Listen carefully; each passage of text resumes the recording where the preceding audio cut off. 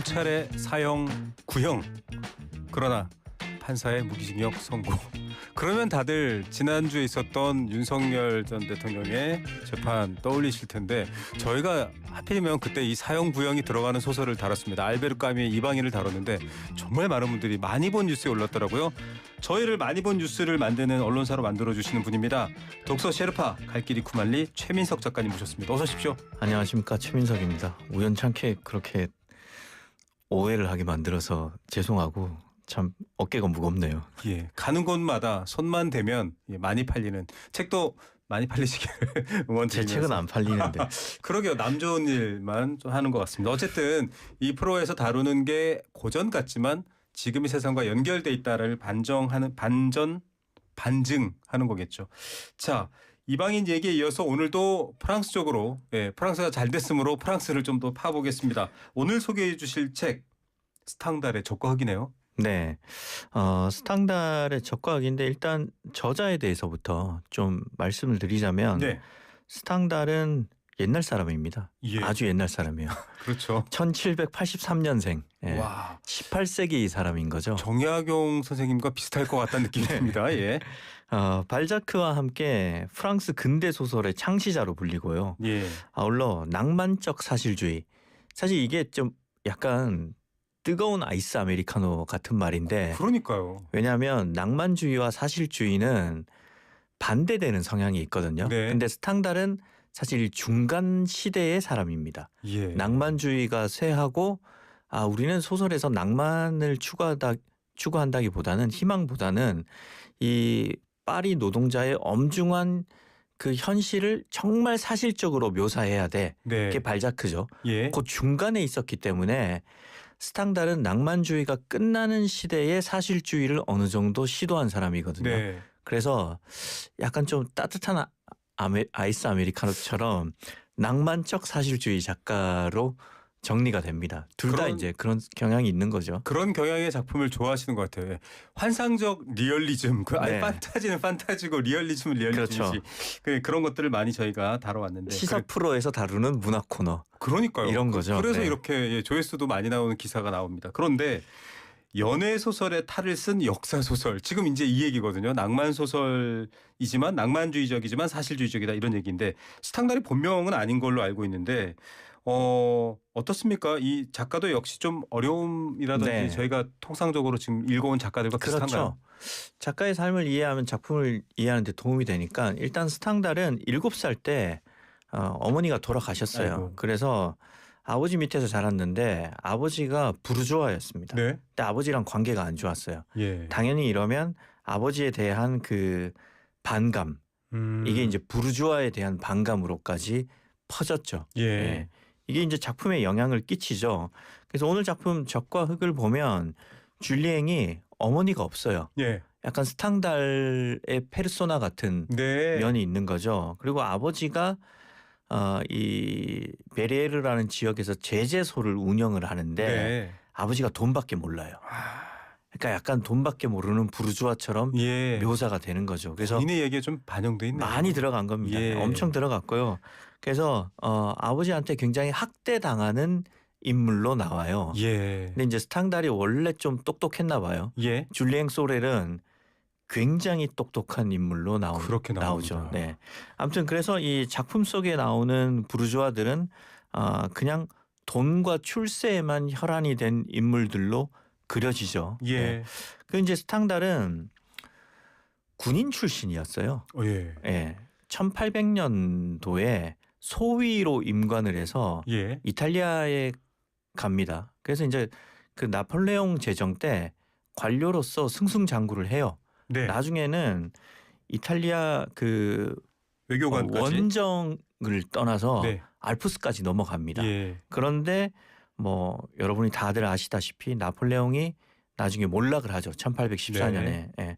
러시아 전쟁도 패했고, 뭐 그 후에 또 돌아오지만 워털루 전투도 패하고, 그래서 결국 이제 스탕달은 나폴레옹이 몰락하면서 자기도 이제 관료 생활을 그만두고 예. 나중에 밀라노로 넘어가요. 예. 밀라노에서 본격적인 작가 생활을 시작하는 거죠. 예. 자, 어머니의 부재, 아주 조금은 어떻게 표현해야 될까요? 이기적인 아버지. 이 환경을 머릿속에 잘 넣고 계시면 오늘 작품의 틀도 조금 이해할 텐데 일단은 작품 요약은 좀 빼고 얘기를 해보겠습니다. 그래도 너무 빠지면 어려우니까 스탕달 얘기는 좀 뒤에 또 나오게 되겠지만 어쨌든 군인을 한 직업도 특이하고요. 이후에 또 이탈리아로 가게 됐습니다. 이 책이 고전이라고 읽히는 이유도 한번 짚고 가줘야 될 것 네. 같네요. 이 적과 극은 얼핏 보면 그냥 연애 소설이에요. 연애담입니다. 이걸 그런데 읽은 어떤 서평가분은요. 예, 간통 소설이라고 뭐 그렇게 볼 수도 직접적으로 있어요. 얘기를 예. 하셨습니다. 그렇게 볼 수도 있는데 이 소설의 부제가 1830년의 연대기, 연대기. 예, 연대기입니다. 그래서 역사적이죠. 네. 그렇죠. 결국은 이 작품이 당시의 사회와 문화를 고스란히 보여준다는 거죠. 예. 이 스탕달이 그리고 싶었던 거는 이 꿈을 실현할 수 없었던 하층민, 네.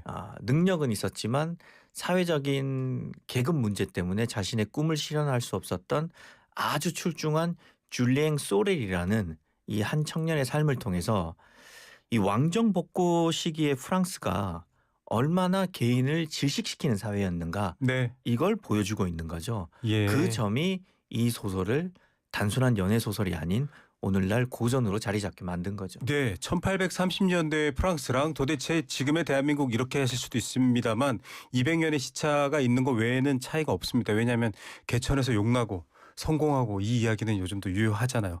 줄거리로 가보면 군인 얘기 아까 했어요. 스탕달도 네. 군대를 갔고 그 당시에는 그러면 군인이 일종의 요즘으로 치면은 뭐 행시 통과 뭐 예전에 우리도 그렇죠. 성공하려면 육사 가라 이게 네. 있었거든요. 그런 건가요? 비슷한가요? 그렇습니다. 예. 그때 이제 군인과 신부가 당시 프랑스 청년들이 출세하는 두 가지 길이었던 거죠. 예.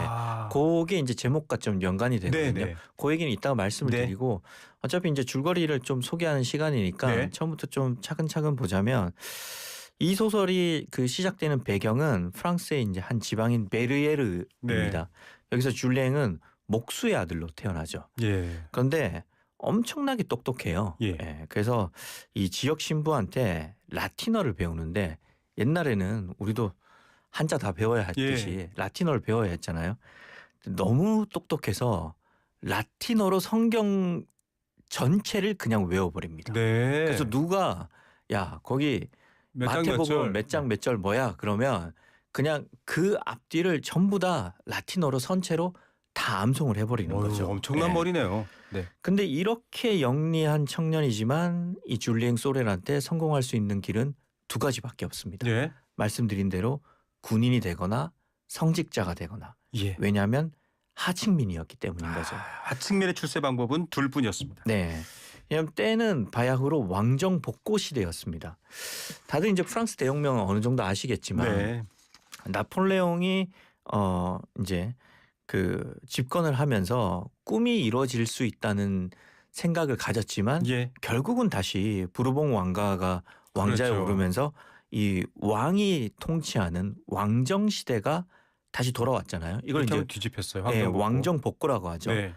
그 줄리엥 소레는 이 시대를 살고 있는 거예요. 그러니까 한때 사람들이 우리도 할 수 있다라는 희망을 품었는데 그게 다시 안 된다. 네. 이 상실감을 겪고 있는 시대에 살고 있는 거죠. 예. 그러니까 이 시대에 살고 있는 청년들은 욕망이 거세돼 있는데 다들 은근히 나폴레옹을 숭상하고 있었어요.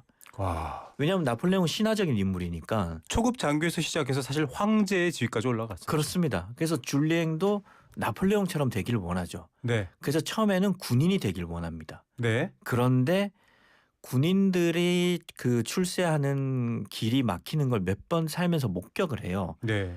그래서 군인은 안 되겠다. 레도시안이군요. 네. 그래서 그냥 오로지 성공하겠다는 마음만으로 네. 신부가 되기로 결심을 합니다. 저는 여기서 저는 이제 갈등의 지점이 시작됩니다. 자, 이렇게 이제 신부가 되고 성공하고 싶습니다. 그래서 좋은 사제 추천을 받아서 말 그대로 상위 집안과 만나게 됩니다.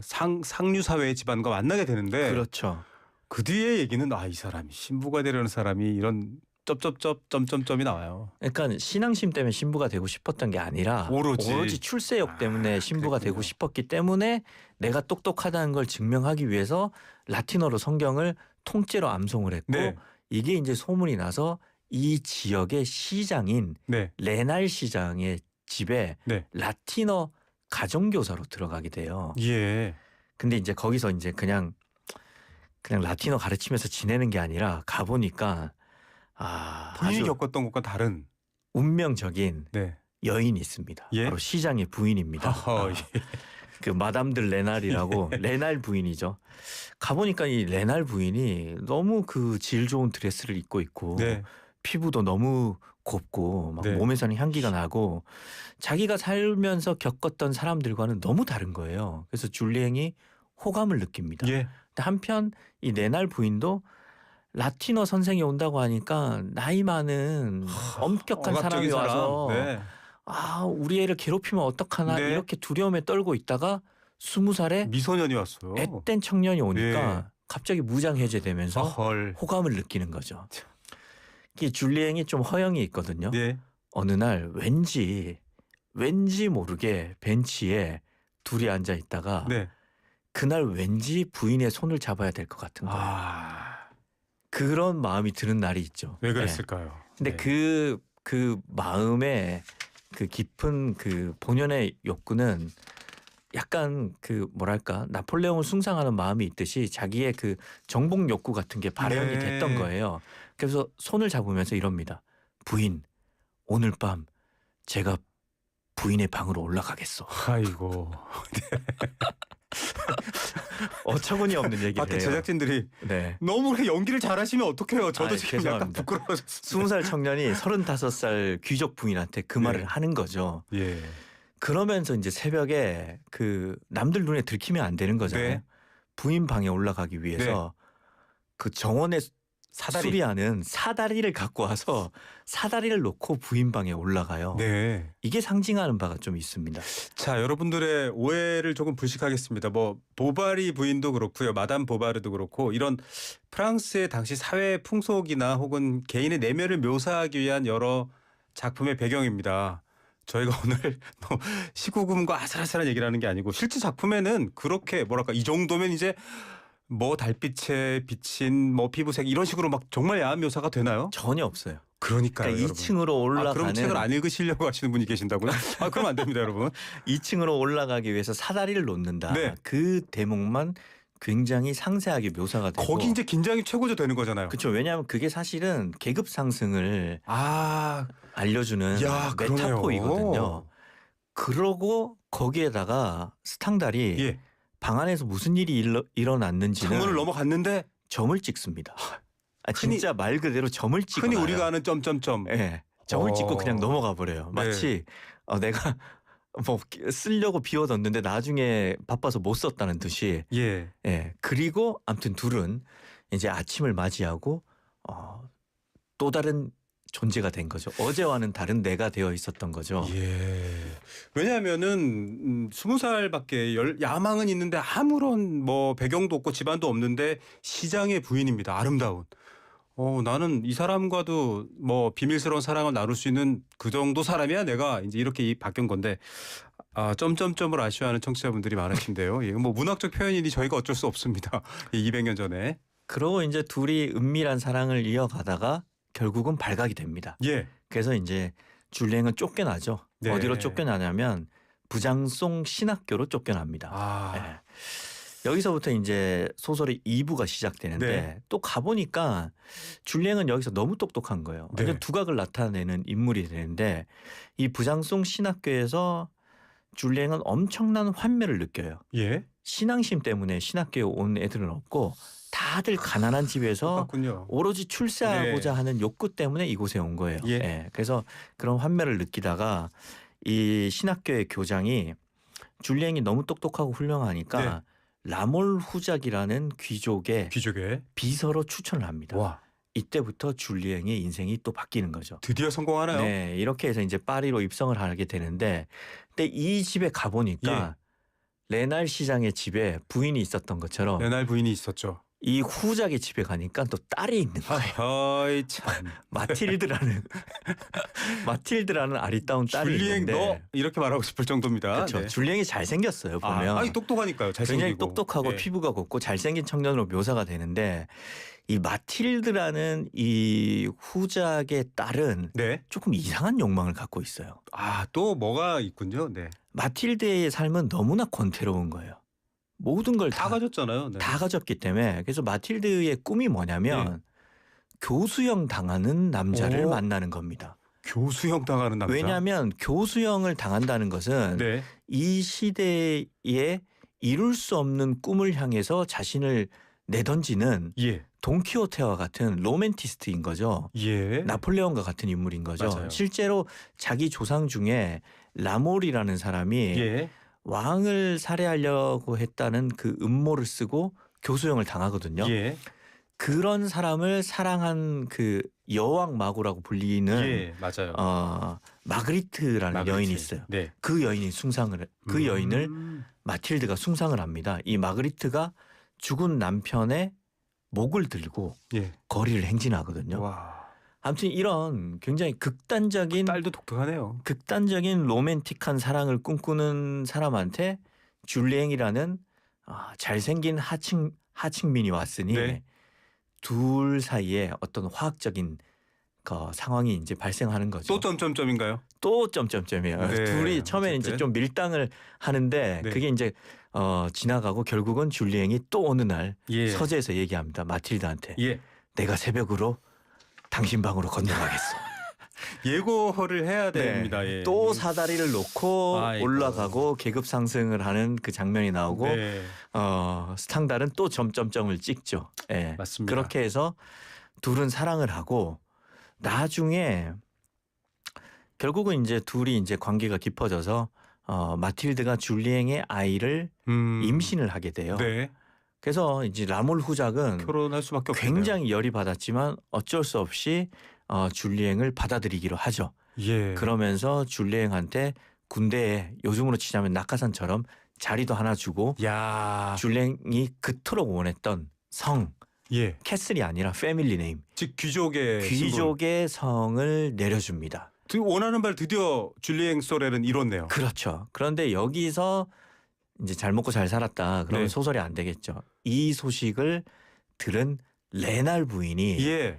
라몰 후작한테 편지를 보내죠. 사실 줄리앙 소렐은 위선에 가득 찬 인물이고 자신 역시 계급 상승의 희생양으로 이용당했다. 그래서 그 편지가 왔다는 소식에 줄리앵이 엄청나게 격분을 해서 말을 타고 가서 베레르 성당에서 기도하고 있는 레날 부인의 어깨에 총을 2발 발사합니다. 나쁜 놈이네. 이렇게 생각하실 것 같아요. 네. 지금 그러고 예. 줄리앵은 감옥에 갇히고 결국은 교수형을 당하고 네. 레날 부인은 가까스로 살아났지만 시름시름 앓다가 죽으면서 소설은 끝이 납니다. 예. 그리고 줄리앵이 교수형을 당하잖아요. 예. 줄리앵의 잘린 목을 들고 마틸드는 시내를 행진합니다. 결국 꿈을 이룬 사람은 마틸드네요. 그래서 이 소설의 승자는 마틸드다. 예. 이렇게 보는 시각들이 많습니다. 조각조각 보시면 이 스탕달이 표현한 점점점 에로틱한 장면이겠죠. 이걸만 보고 지금 7479님 어이쿠야 이 19금인가요? 오늘 기쫑긋 너무 쫄깃쫄깃한데요. 저희는 점점점이라고 밖에 말을 안 했습니다. 방송 심의 관계자 여러분.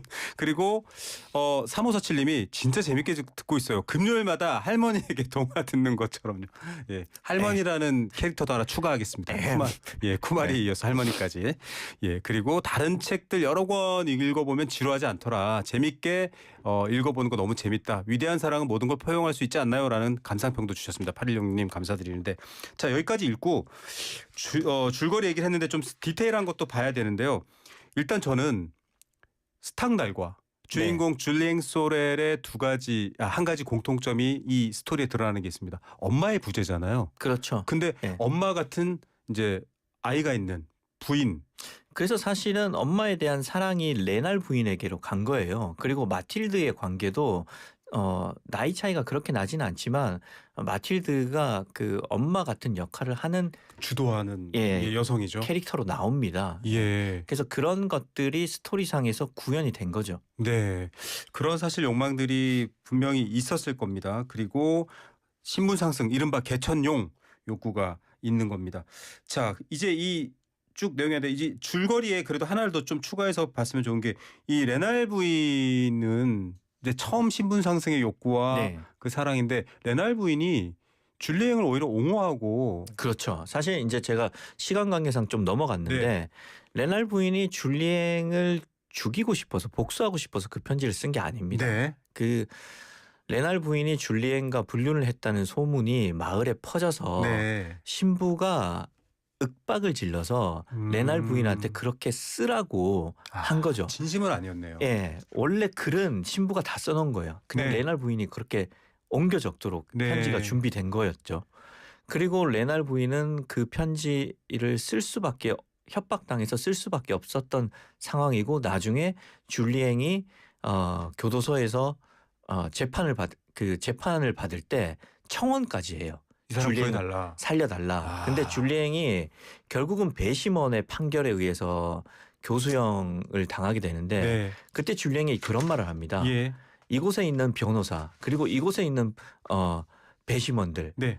이 모든 사람들 중에 그 어느 누구도 나와 같은 농부 출신은 보이지 않는다. 이곳은 부르주아들에 의해서 농부의 삶이 결정되는 부르주아들의 의사 결정장이다.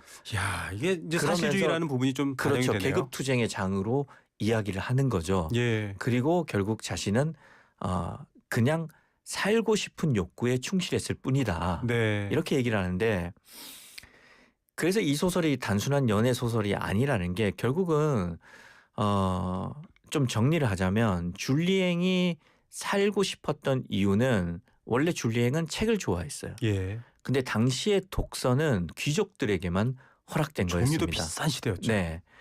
소설에서 처음에 시작하자마자 줄리앵이 그 제재소에서 책을 읽고 있는데 줄리앵 아버지가 와서 책을 던져버리거든요. 예. 이따위 쓸데없는 것을 왜 읽고 있냐. 가서 일이나 해. 예. 그래서 줄리앵이 생각을 해요. 내가 좋아하는 책을 읽기 위해서 나는 신분 상승을 해야 된다.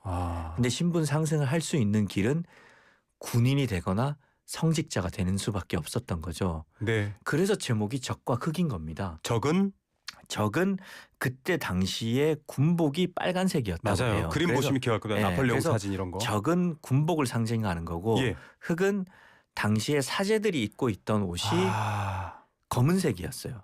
예. 그래서 흑은 신부를 상징하는 거죠. 예. 그래서 적과 흑이라는 것은 줄리앵 앞에 놓인 인생의 선택지는 군복과 신부복, 사제복밖에 없다. 나의 열망을 실현할 수 있는 유일한 방법. 사제복 결국 아니면 군복. 이거는 그냥 빵이라는 거죠. 예. 그런데 여기에 대해서 스탕달은 아무런 말도 하지 않았습니다. 네. 많은 사람들이 적과 흑이 결국은 그 군복과 사제복을 상징하는 거 아니냐. 작가 해석이 아니군요. 어쨌든 그냥 예. 사람들의 네. 해석이고 작가는 아무 말도 안 했는데 네. 좀 열어둔 거죠. 예. 아무튼 그래서 이제 흑을 사제 즉 성직 계층을 뜻하면서 동시에 이거는 구체제를 뜻합니다. 앙시앙 레짐. 예. 근데 적은 결국은 이제 나폴레옹을 통해서 실현된 그렇겠네요. 그 혁명 세력 즉 신체제를 얘기하는 거죠. 예. 그렇게 보면 적과 흑이 굉장히 단순한 제목 같아요. 네. 사제와 군인 네. 혹은 구체제와 신체제. 근데 이렇게 단순한 제목이 아니라 이 적과 흑은 궁극적으로는 이 강렬한 색채 대비를 이루잖아요. 예. 그리고 이런 색채 대비를 통해서 다른 두 가지 즉 이상과 현실, 예. 열정과 타산, 뭐 순수성과 위선 이런 식으로까지 확장되는 제목인 거죠. 이야. 이렇게 해석을 하면 여러분 서점 가서 교보문고에서 데이트하시다가 오늘 옆에 있는 연인이 적과 흑 뭐야? 라고 하면 적은 흑은 이렇게 말씀해 보실 수 있을 것 같고요. 또 하나가 진정한 나와 꾸며낸 나입니다. 그렇게도 줄리앵 적용이 되겠네요. 소렐이 굉장히 자신의 욕망에 충실한 인물이면서 동시에 남들 앞에서는 허영을 떨쳐내지 못해서 위선적으로 위약적으로 행동하거든요. 예. 그러니까 여기서 줄리앵 소레는 착한 척하지 않아요. 예. 소설을 얼핏 보면 위선적으로 행동하는 것 같지만 네. 결국 줄리앵 소렐은 오히려 자신의 본성을 감추기 위해서 더 나쁜 척 행동을 합니다. 아, 위약적으로 행동하는 거죠. 그냥 신분 상승의 열망인데 손목 잡지. 네. 사다리 걸고 새벽 1시에 방에 가지. 네, 이런 식인 위약적인 거죠. 그래서 어떻게 보면 적과 흑이라는 것은 진정한 나와 사회적 가면을 쓰고 있는 꾸며낸 나, 네. 이 두 가지의 강렬한 대비를 이룬다고도 볼 수 있는 거죠. 엄마 없고 힘들고 일만 하라는 목수 아버지. 그런데 나는 성공하고 싶고 책도 많이 읽고 싶어. 이 두 가지 사이에서 여러분은 어떤 게 붉은색, 어떤 게 검정색일까요? 갑자기 듣다 보니 서울 시티투어 버스를 탈취하라의 그 버스가 우리 민주화 운동 시위에 등장했던 수많은 버스들이었을까? 서민의 발이었을까? 그 해석을 우리 최민석 작가는 어디에도 남겨놓지 않았는데 저 혼자 고민하고 있습니다. 아니, 버스. 그런 식으로 큰 생각 갖고 쓴 건 아닙니다. 네. 어쨌든 또 네. 데뷔작이 그렇게 재미있었고 화제가 됐으니까 말씀드렸고요. 자, 그러면 이제 조금 얘기를 들어가 보겠지만 앞서 뭐 설명은 다 드렸습니다. 그 여인들의 방이 주로 2층에 있잖아요. 그 신분 상승의 욕구, 어떤 사다리 이런 얘기도 다 조금 상징이 있다라고 얘기를 했는데 그렇게 흘러가는 내용 안에서도 줄리앵이 프랑스 소설사에서 최초의 셀러리맨이라는 그 되게 재밌는 표현이에요. 이거는 그렇죠. 어떤 의미인가요? 그러니까 이전의 프랑스 소설이라는 것은 사실 대부분의 작가들이 부르주아 출신이었고 네. 그래서 이 사람들은 귀족 사회를 그려왔어요. 그 이전의 소설들은 궁중 소설이라서 네. 대부분의 사실상 모든 주인공들이 직업이 없었습니다. 좀 신화적이기도 하고요. 예, 직업이 있다고 해도 기사였고 네. 그런데 줄리앵 소렐은 최초로 월급을 받는 가정교사, 즉 최초의 셀러리맨이었던 거죠. 아, 그게 소설에 이게- 등장하는 것들. 이게 농담인데 상징하는 바가 큽니다. 네. 그러니까 줄리앵이 최초로 노동자로서 실전적인 고민을 하는 인물이었다는 거죠. 예. 그런데 이 줄리앵을 적과 흑식으로 좀 소개를 하자면 줄리앵은 귀족성이 있는 인물입니다. 예. 그러니까 귀족과 귀족성은 다른 거죠. 귀족은 그냥 날 때부터 본질적으로 귀족인 생리적으로 부여받은 신분. 그렇죠. 태생적인 귀족이고 네. 피가 줄리앵은 자신에게 귀족적인 취향이 있는 인물인 겁니다. 지식, 능력. 고로 지적 탐구를 좋아하고 고고하는 겁니다. 예. 고고한 인물인 거죠. 그런데 줄리앵은 귀족성은 있는데 귀족이 아니기 때문에 자아의 충돌, 내면의 갈등, 사회와의 불화가 발생하는 것이죠. 예. 그 불화의 가장 비극적인 결말이 결국은 교수형이었던 거죠. 예. 교수형당하는 장면이 책에 이렇게 돼 있습니다. 잘려나가는 그 순간만큼 그 머리가 그렇게 시적인 적은 일찍이 없었다. 저는 이런 표현을 쓰는 소설가들의 이 말을 통해 세상을 그려내는 방식도 정말 대단한 것 같습니다. 오늘날에도요. 그 야망의 세월과 이태원 클라스 제가 앞서 좀 해줘. 성공은 누구나 바래요. 요즘은 네. 뭐 자기 투자 잘해서 대박 나길 바라는 사람도 너무 많고 비슷한 사실 플랫폼 안에 있는 것 같거든요. 우리 이 시대에는 이걸 어떻게 한번 다시 읽으면 좋을까요? 저는 그러니까 욕망이 그릇된 것이라고 생각하지는 않고요. 우리의 욕망을 실현 가능한 방향으로 건강하게 분출시키는 게 결국 우리의 삶을 행복하게 만드는 길이라고 생각을 하는데 네. 그런데 이 소설은 읽어보면 줄리앵 소렐은 실패하잖아요. 예. 그건 왜 그러냐면 본질적으로 순문학은 실패를 다룹니다. 네. 그 실패를 통해서 반면교사를 얻는 거죠. 예. 현실이면 그걸로 끝나버리잖아요. 그러니까 네. 소설에서는 주인공이 죽어버리고 네. 실패하고. 그래서 소설을 읽더라도 좌절하지 마시고 줄리앵 소렐이라는 실패한 인물을 통해서 나는 실패하지 않는 삶을 살아야 하겠다라는 어떤 길을 모색하시길 바라고요. 예. 그럼 줄리앵 소렐은 왜 실패할 수밖에 없었냐? 순문학 주인공이기 때문에 그런가? 네. 그건 반드시 그것 때문만은 그것도 아닙니다. 시대적 배경이 있을까요? 왜냐하면 이때 실제 사건이 있었어요. 네. 그러니까 앙투안 베르테라는 사건이 있었는데 앙투안 베르테라는 신학생이 자신의 가정교사였던 귀족 부인을 총으로 쏘고 부상을 입혀서 살인 미수형으로 교수형을 야. 당합니다. 이게 보도가 됐어요. 예. 이걸 보고 스탕달이 영감을 얻어서 야. 자신이 이제 나폴레옹 군대에 근무하고 했으니까 예. 또 당시에 많은 그 청년들이 이런 표현이 좀 웃기긴 하지만 그때 청년들은 나폴레옹 어겐을 꿈꾸고 있었거든요. 네. 그래서 오늘 썸네일 제목 나왔네. 네, 아니 그 지금과는 전혀 다르죠. 그 그 의미가 엮으면 아니죠. 엮으면 안 돼요. 아, 네. 네. 엮으면 안 안 된답니다. 되는데 네. 아무튼 그런 걸 꿈꾸고 있었기 때문에 그런 청년들의 욕망을 결합시켜서 네. 이 앙투안 베르테 사건을 극화시킨 게 바로 오늘 우리가 소개한 적과 스탕달의 극인 거죠. 적과 극입니다. 예. 네.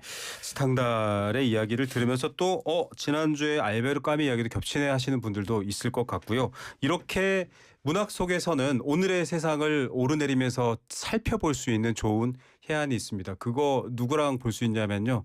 이 험난한 문학의 독서의 산을 올라가게 도와주는 셰르파 최미석 작가가 있기 때문입니다. 자, 이번에도 많은 조회수 기대해 보면서 오늘 순서는 여기까지 하겠습니다. 감사합니다. 네, 고맙습니다. 네, 소설가 최민석이었습니다.